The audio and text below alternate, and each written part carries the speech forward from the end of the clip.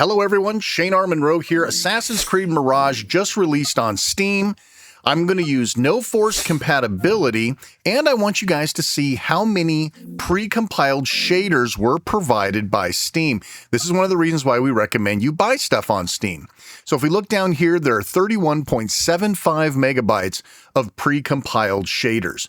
It doesn't seem like a lot, but even a small amount of shaders can really help keep things smooth. So this is the very first run. I have just installed it, but I have not done the first run.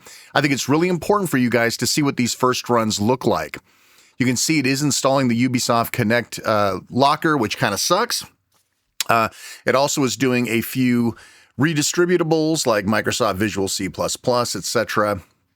Again, these are all things you don't have to do, where maybe you might have if you had installed it off of some other locker. All right, we're not going to trim any of the loading out because there's some important stuff in here I want you to see. And it's probably nice for you guys to see how long it takes and what that first run through looks like. In my case, the Ubisoft Connect locker launched, and a lot of times you'll get an update or a patch when this happens. Not unusual. In this case, I don't think that I did. You may also be asked to log in if this happens to be your first Ubisoft game. Now, this is not my first Ubisoft game installed via Steam, so I was not prompted for a login. And of course, you get the preparing to launch your game, and we patiently wait. At first, I thought maybe it locked up because you notice the frame pacing stopped. Synchronizing your save games, all that good stuff, things you would hope would be there. And here we go. Well, it's running. That's a good start, right? At least we're getting to the main title logo.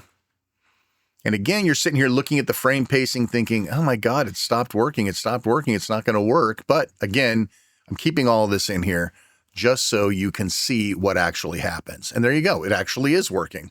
You might have given up if you didn't know that everything was okay, right? So the standard notices, Ubisoft Connect overlay, all that good stuff. And here we go. All right. Now, normally I would have cut out any of the preamble stuff, but I want you to see something important that happened, so I'm glad I recorded it. All right, I'm just going to let it go through its bit here. I'm trying to not, agitate it. And so I checked all my frame rates, made sure I didn't have anything disabled or turned off or manually monkeyed with. And of course, I am on the OLED, and I am recording through my Elgato, so no HDR, 60 frames per second maximum. But that's okay for this because it looks like all the cutscenes are at 30, and the game itself is probably not going to exceed 60 FPS. Anyway, so let's check it out. Okay, standard stuff. Again, I'm not cutting any of this first part out. We'll trim up a little bit later as we go. But again, I think it's important that you guys get to see the full gamut of this stuff. All right, so we get the standard deal, new game plus availability, yada, yada, yada. Now remember, this has been rotting in the Ubisoft locker for the last, year and a half? So they finally decided they needed enough money, so they decided to come to Steam, I guess. All right, so I'm going to show you all of the startup items, because this isn't just about Steam Deck, it's about the first run of the game. So you have menu narration. I opted out of that. You can change your image, your HDR, colorblind mode. Don't accidentally turn that on. Whew. Blood effects, you can turn that on or off. And some other basic stuff. Now, this is really nice. Text size and in-game icon size are adjustable. This allows you to be able to see things a lot better on the small Steam Deck screen. Very nice. Very, very handy to have that. So I'm going to go ahead and set those to medium. All right, we should be in good shape here. Excellent. Okay, so now we're ready to actually start the game proper. Again, first run, any sort of day one patch should be over, right? Because it's been a couple of days. Let's check our settings. Graphics are high, world details high, high. I didn't change any of this. This is all out of the box, except I changed the upsample type to FSR2. Okay, FSR2.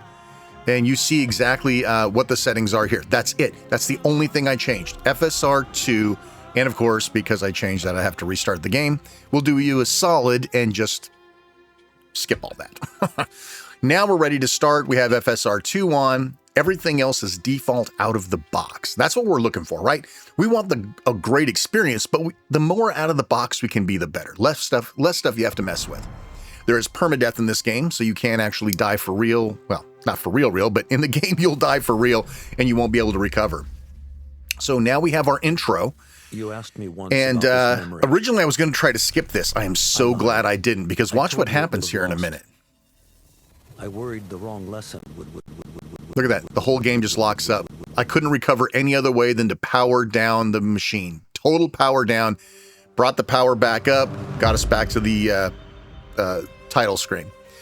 So I was very concerned that we had an immediate problem with Mirage. So yeah, I wanted to leave that in and make sure you saw it. So we're going to go ahead and do it again and hope that was a initial jitters sort of thing. I don't know. I'm just hoping that it actually works the next time around, because this is a game that I would play on the Steam Deck. All right. So we'll go ahead and start up the new game again. Just grab the mouse. It's easier. And we'll do the, medium, no permadeath, blah, blah, blah. Now we're going to watch this until I'm absolutely sure we get past the part that we were at. All right, so it didn't take long, right? We saw this little beginning, this little intro. He says something, I know, blah, blah, blah. I lied. I told you it was lost. Okay, I lied. It's not I know. All right, and then it hung right about, yeah. Oh, it worked. Okay, so it looks like we're past that. Let's just let it run for a moment. Understand that off screen, because I'm going to skip some of this, off screen I let the entire intro run and everything was fine. But for the sake of this video, right, we'll tighten things up a little bit and we'll skip through the rest now that we're relatively sure that this is working. All right, now we're in control of the game. Let's run around a little bit. This is not intended to be a full review or a full performance or TPS type video. This is just for people who are dying and chomping at the bit to get the game, and they're really curious if it's a complete mess or if it looks like it's going to be a good fit for the Steam Deck. And as you can see, we're running around here. We're staying in the 50s, no problem at all. If it were me on the deck, on the OLED deck, I would probably lock it to... You see, we did have a stutter there. But for the most part, it's holding near 60, even underwater, even with the distance drawing. We're obviously like in a small town, and those are the sorts of places that cause frame rate problems usually on the Steam Deck with these open world games. And it looks pretty good. We got something in the distance there to the right. Decent draw. Now again, what you're probably seeing is these graphics being run at 1080p. This is 800p running at 1080p, so it looks a little worse than it will when you actually play it on the deck. It'll look a little better. I saw a little graphic pop there. That was interesting. But we didn't play this very long on this video. I just wanted you to get sort of a gut reaction as to how the game was and how well it worked. Listen, if you like what we're doing here, like, subscribe, hit the bell. You guys know what to do.